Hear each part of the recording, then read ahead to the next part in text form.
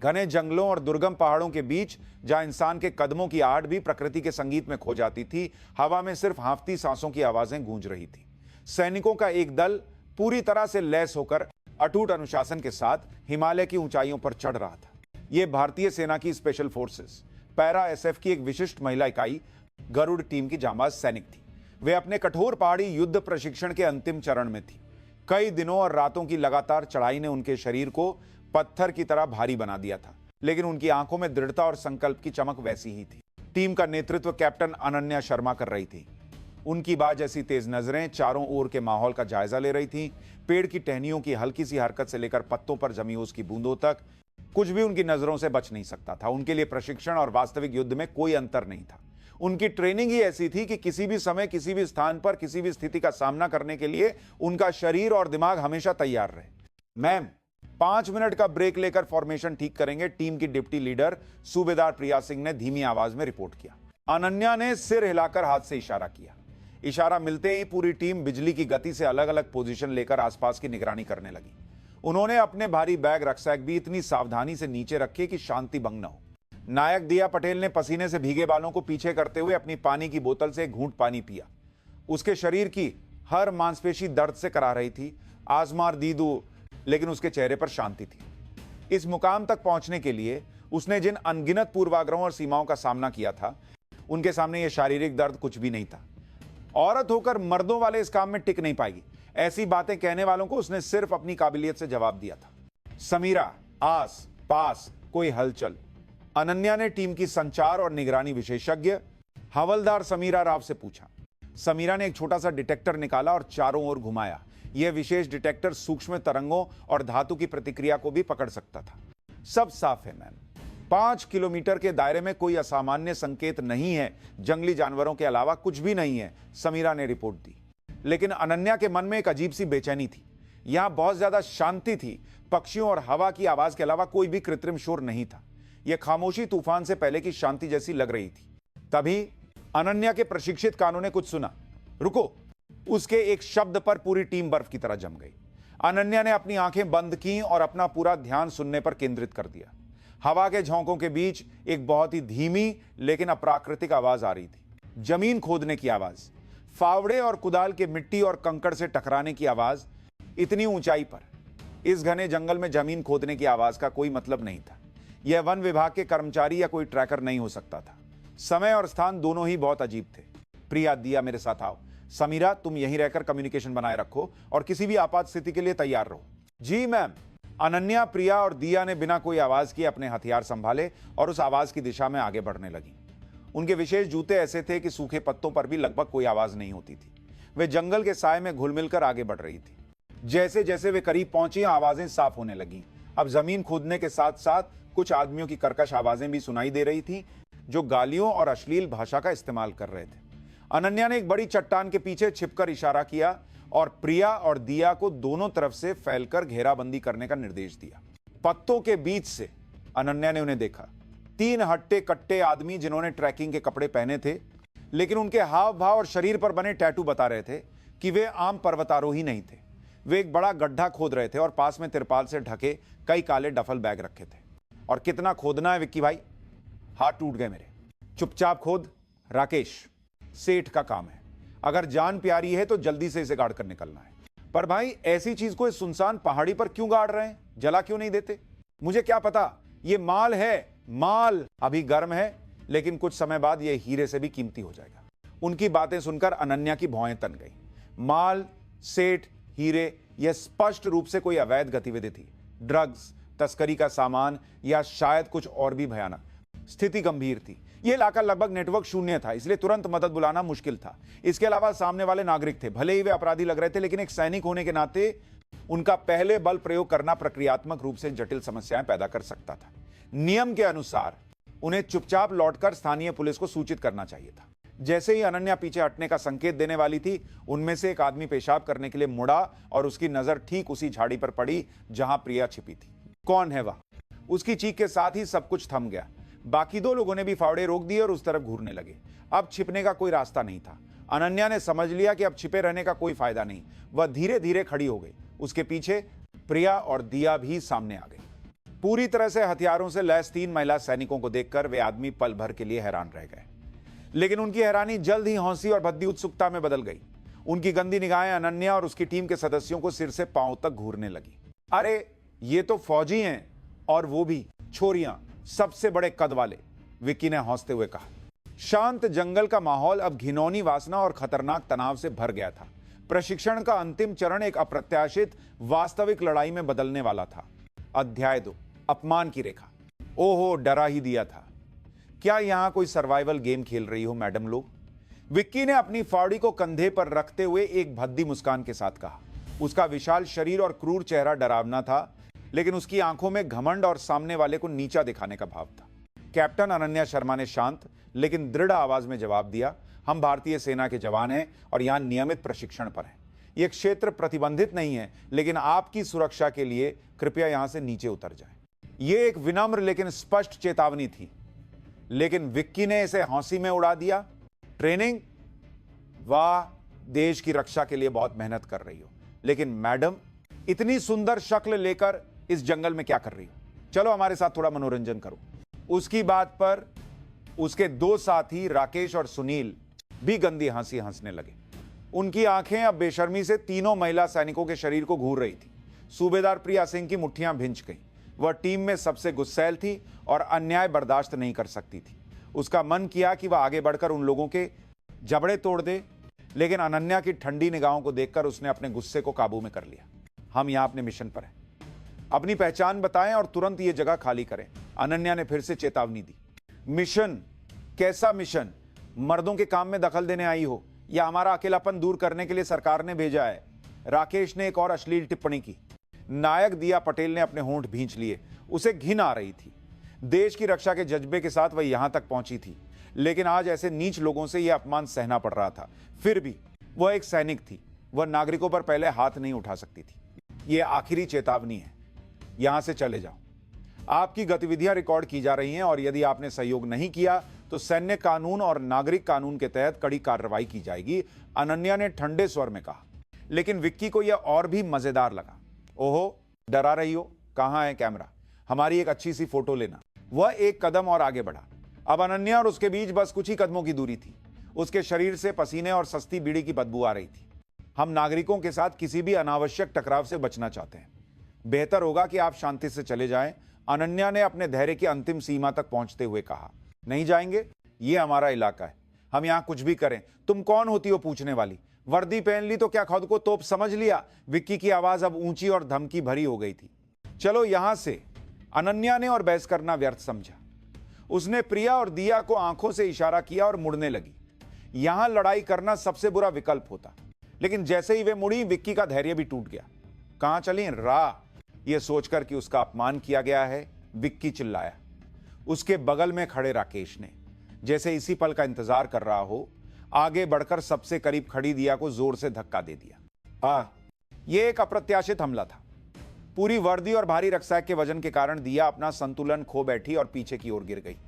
दुर्भाग्य से जहां वह गिरी वहां एक नुकीला पत्थर था।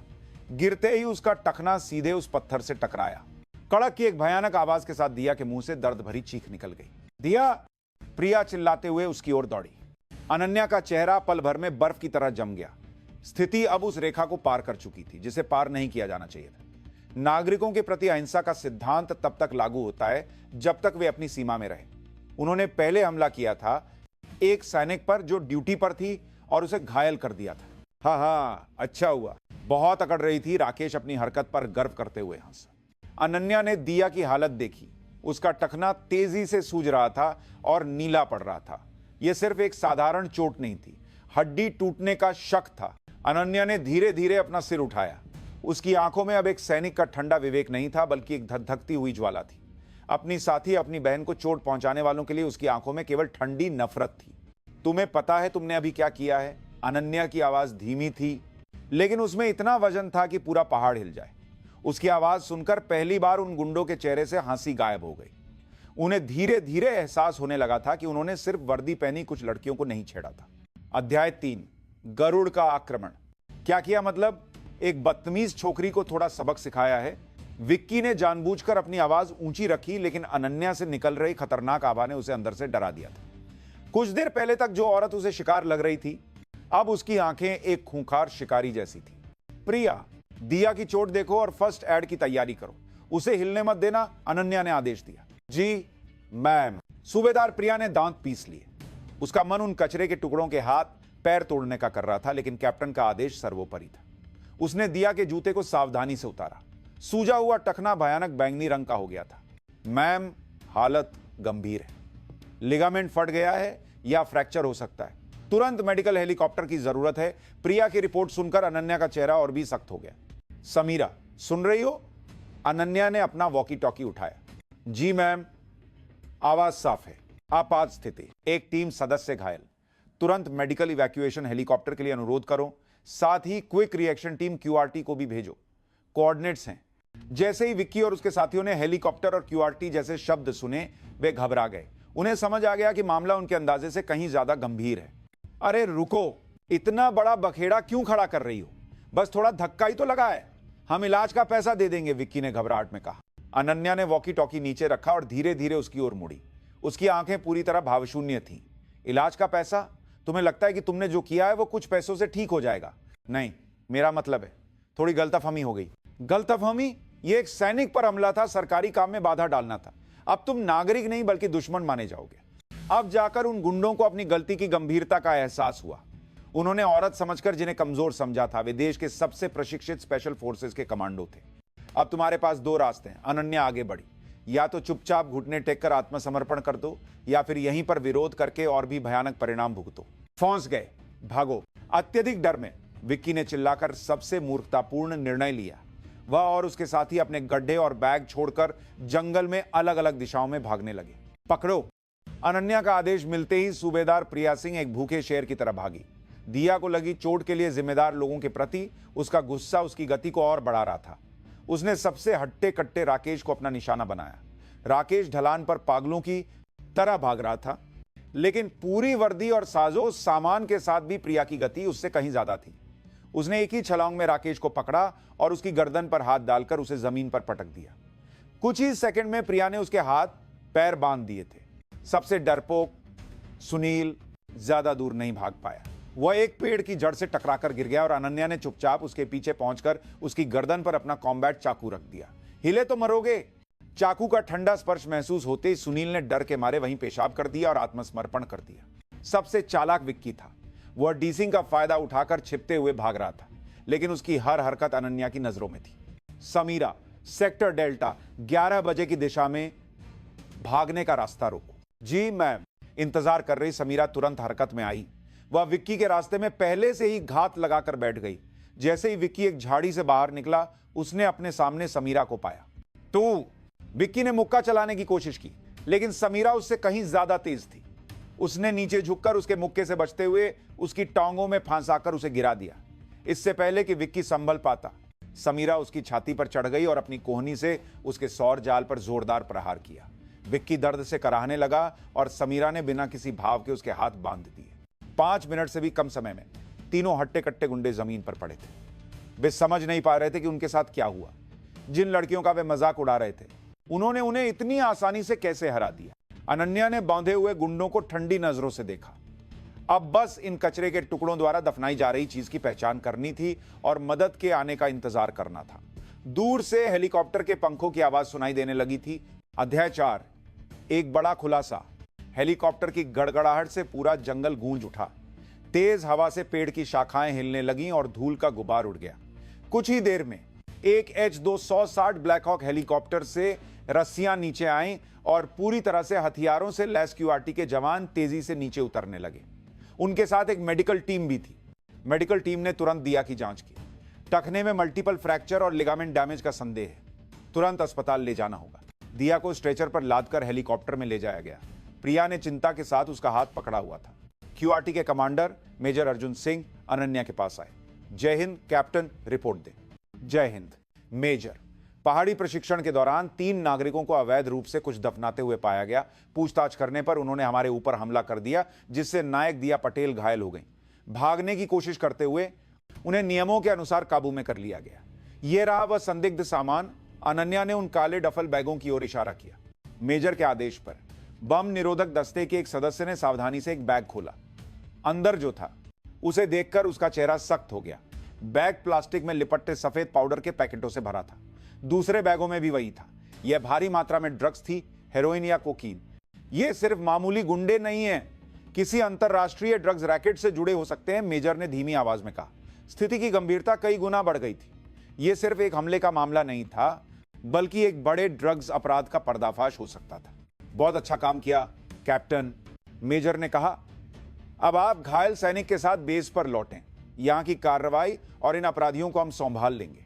जी मेजर। हेलीकॉप्टर में बैठकर अनन्या ने नीचे अंधेरे में डूबे पहाड़ों को देखा। एक भयानक दिन खत्म हो रहा था, लेकिन उसका मन शांत नहीं था। दिया की चोट और उन गुंडों की घिनौनी आंखें उसे परेशान कर रही थी। अगले दिन बेस पर यह खबर आग की तरह फैल गई कि गरुड़ टीम ने एक बड़े ड्रग्स रैकेट का भंडाफोड़ किया है। कमांडिंग ऑफिसर ने व्यक्तिगत रूप से अस्पताल जाकर दिया का हालचाल लिया और अनन्या की टीम की प्रशंसा की। उन्हें आधिकारिक तौर पर सम्मानित करने और छुट्टी देने का वादा किया गया, लेकिन अनन्या खुश नहीं थी। सैन्य खुफिया विभाग से उन गुंडों की जो जानकारी मिली, उसने उसके गुस्से को और बढ़ा दिया। विक्की का असली नाम विक्रम सिंह था और वह दिल्ली के एक उभरते हुए क्रूर आपराधिक गिरोह बिच्छू गैंग का एक प्रमुख सदस्य था। वे अपने क्रूर अपराधों के लिए कुख्यात थे, लेकिन हमेशा कानून के शिकंजे से बच निकलते थे। अफवाह थी कि उनके पीछे बड़े वकील और यहां तक कि कुछ राजनेता भी थे, और हुआ भी वही। उनकी गिरफ्तारी के कुछ ही दिनों बाद देश की एक बड़ी लॉ फर्म के वकील उनकी पैरवी करने आ गए। उन्होंने उल्टा सेना पर ही अत्यधिक बल प्रयोग और अवैध गिरफ्तारी का आरोप लगा दिया। उन्होंने दावा किया कि महिला सैनिकों ने पहले उन्हें उकसाया था। उन्होंने ड्रग्स से भी पल्ला झाड़ लिया और कहा कि सेना ने उन्हें फंसाने के लिए यह सब किया है। मीडिया में सैनिक और नागरिक के बीच झड़प और अत्यधिक बल प्रयोग जैसी भ्रामक खबरें आने लगी। ये कमीने, प्रिया ने अखबार को मेज पर पटकते हुए कहा। अनन्या चुपचाप खिड़की से बाहर देख रही थी। उसकी आंखें तूफान से पहले की तरह शांत थीं, लेकिन अंदर गुस्से का बवंडर था।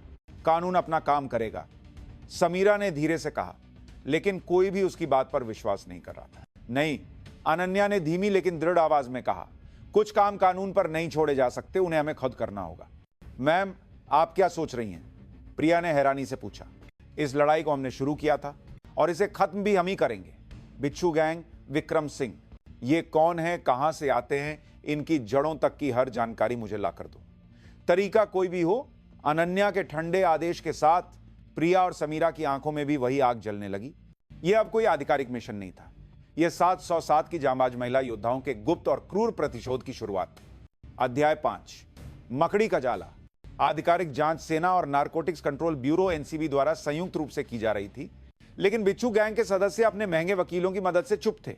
समय बीतता जा रहा था और मामला ठंडा पड़ता दिख रहा था, लेकिन पर्दे के पीछे एक और जाल बुना जा रहा था। कैप्टन अनन्या और उसकी टीम ने गुप्त रूप से अपनी जांच शुरू कर दी थी। मैम, यह रही विक्रम सिंह की पिछले 3 साल की कॉल रिकॉर्ड्स और बैंक डिटेल्स। आधिकारिक तौर पर यह नामुमकिन था, लेकिन मैंने इंटेलिजेंस में अपने एक दोस्त से मदद ली। समीरा राव ने एक सुरक्षित कमरे में लैपटॉप पर जानकारी दिखाते हुए कहा। वह यूनिट की सबसे बेहतरीन साइबर एक्सपर्ट थी। स्क्रीन पर नंबरों और नामों का एक जटिल जाल था। फर्जी नामों और कंपनियों के जरिए मनी लॉन्ड्रिंग के साफ सबूत थे। एक पैटर्न है, समीरा ने बताया। हर कुछ समय में बड़ी रकम कई खातों से होकर एक जगह जमा होती है। अंतिम डेस्टिनेशन जीएच रियल्टी नाम की एक फर्जी कंपनी है, और विक्रम ने जिस नंबर पर सबसे ज्यादा बात की है, वह दिल्ली के एक पॉश इलाके के एक लग्जरी क्लब के पास से ट्रैक हुआ है। क्लब का नाम स्वर्गलोक, समीरा ने जवाब दिया। यह बिच्छू गैंग का मुख्य अड्डा है, जहां वे बड़े लोगों के लिए पार्टियां आयोजित करते हैं। तो हमें उनके बिल में घुसना होगा, अनन्या ने कहा। हमें उस सांप के सिर को ढूंढना है जो बिच्छू गैंग को नियंत्रित कर रहा है। उस दिन के बाद उनका गुप्त ऑपरेशन और भी तेज हो गया। अनन्या ने सेना और अन्य एजेंसियों में अपने सभी संपर्कों का इस्तेमाल किया। सूबेदार प्रिया ने अपना भेष बदला। उसने एक अमीर व्यापारी की बिगड़ैल बेटी का रूप धारण किया और स्वर्ग लोक क्लब में जाना शुरू कर दिया।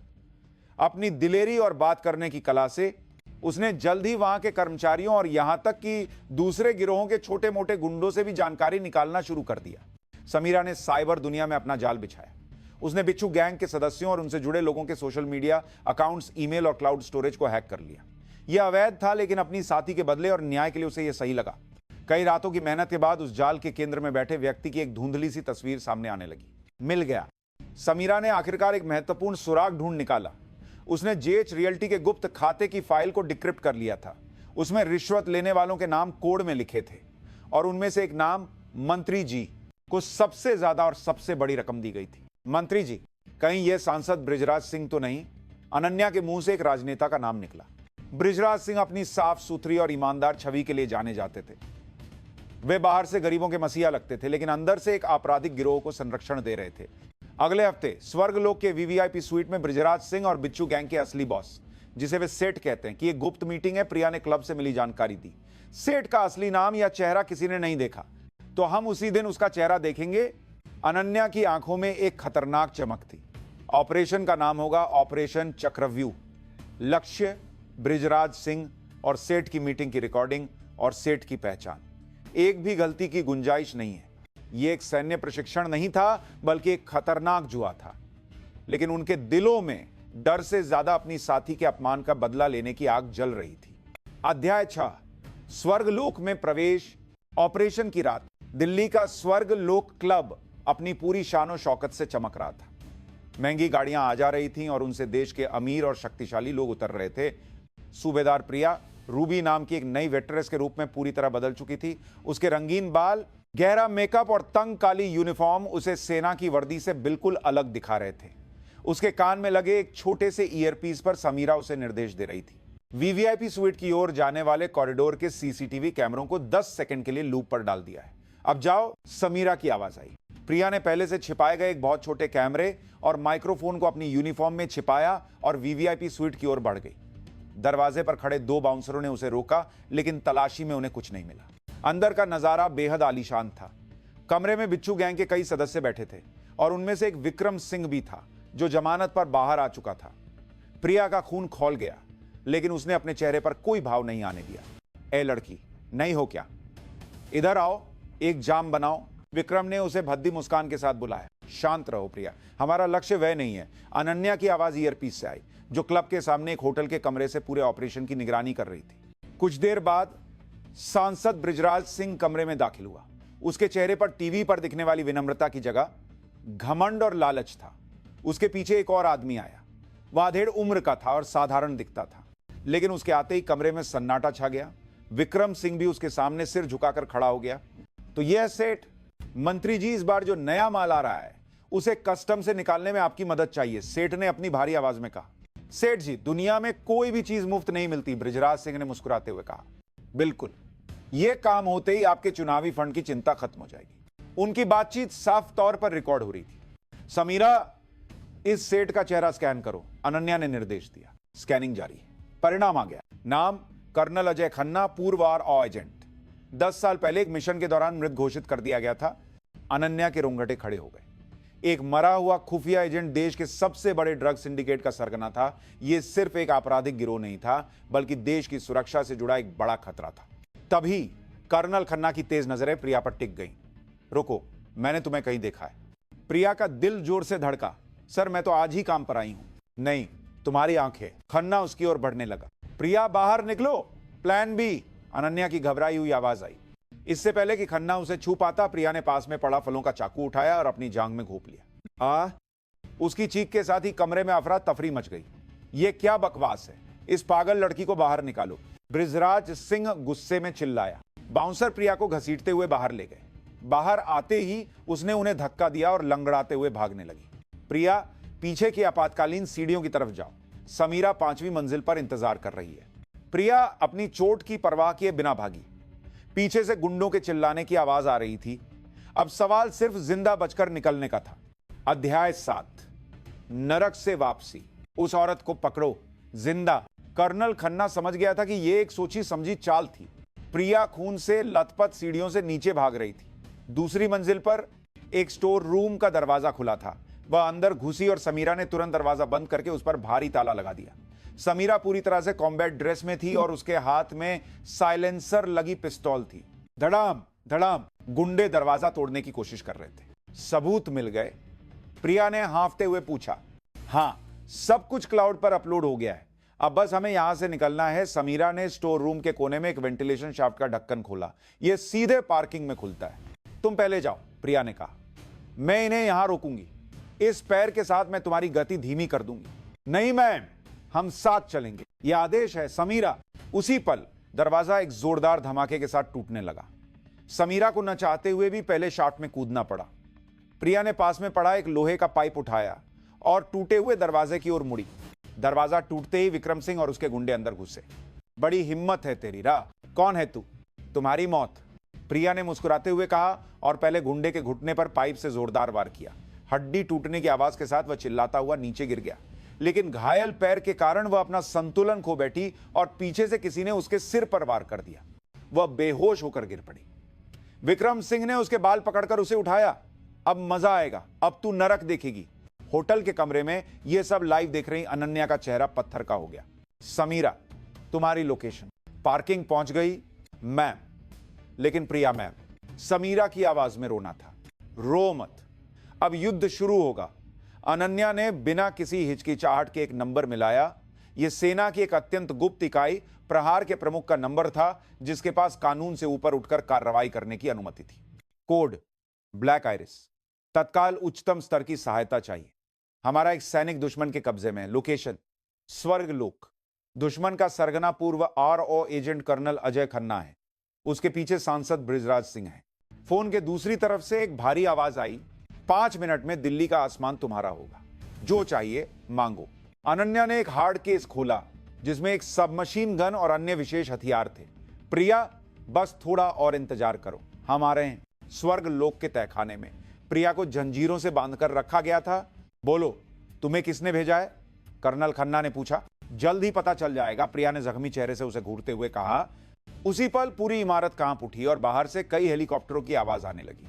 ये क्या शोर है? च्यू! एक जोरदार धमाके के साथ तहखाने का मोटा लोहे का दरवाजा उड़ गया। धुएं और तेज रोशनी के बीच काले कॉम्बैट सूट पहने कमांडो अंदर घुसे।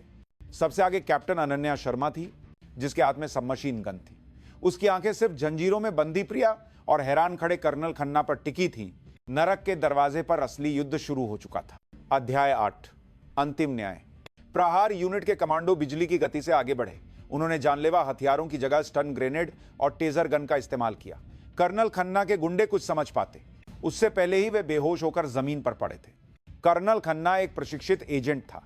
उसने तुरंत स्थिति को भांप लिया और विक्रम सिंह को अपनी ढाल बनाकर भागने की कोशिश की, लेकिन अनन्या ने विक्रम के कंधे पर निशाना साधकर उसे गिरा दिया और फिर एक विशेष गोली से प्रिया की जंजीरें तोड़ दी। आजाद होते ही प्रिया ने भी एक कमांडो से पिस्तौल लेकर मोर्चा संभाल लिया। कर्नल खन्ना ने एक गुप्त रास्ते से भागने की कोशिश की, लेकिन अनन्या, प्रिया और समीरा ने उसे तीनों तरफ से घेर लिया। अंत में अनन्या ने उसके घुटनों पर गोली मारकर उसे गिरा दिया।